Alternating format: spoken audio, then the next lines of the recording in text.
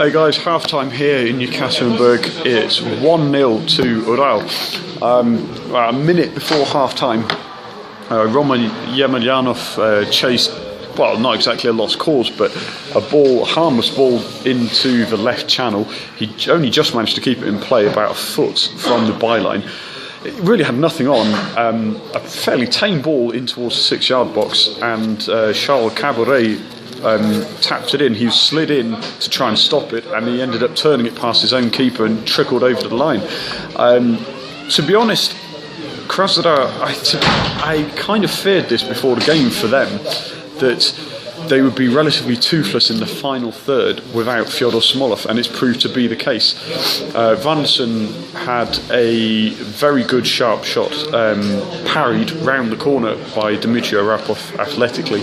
That was about the only real chance where they've... no, that's not true actually, to be fair. They had another chance as well from that corner, where Arapov had brilliant reflexes to keep it out. 2 chances in quick succession, but other than that, he's not been tested a great deal.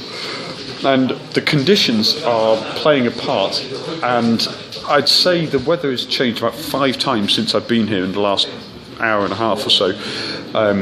We had a hailstorm halfway through the half, 5 minutes later bright sunshine. Now it's clouded over again, probably be bright sunshine again by the time second half kicks off. But what it means is the pitch is very, very wet, very greasy, very slippy. The flanks of the pitch are cutting up a little bit, so it means, you know, the fullbacks are having to be slightly more careful, more wary with their first touch. But overall, it's been a good quality game given the temperature. Temperature is very, very cold again. It always is in Yekaterinburg.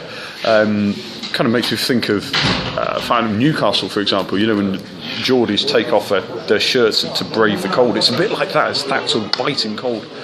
But the players, to their credit, they played well. Edgar Manucharyan has had a shot that hit the post. Eric Bicfalvi hit a shot after a few minutes that went about a foot wide. Ural have held their own. And to be fair, to come back from 5 competitive defeats on the trot, that is quite impressive. Now, Krasnodar really are under pressure.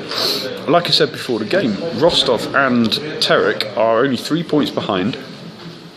So if Krasnodar were to lose today, they would be in serious trouble of losing out altogether in European football, when realistically they should have been aiming for Champions League football.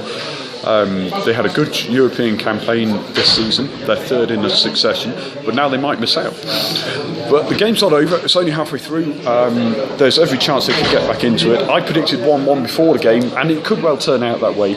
Ural are very likely to sit back on the 1-0 lead, because that's what they've tended to do in the spring under Alexander Tarkhanov.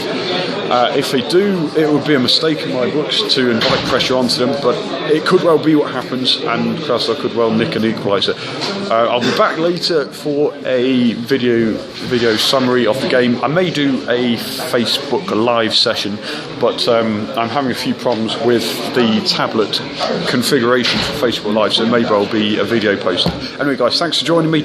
I'll be back later, and hopefully we'll get a word with Andreas Grankvist as he speaks English. Anyhow, see you later guys.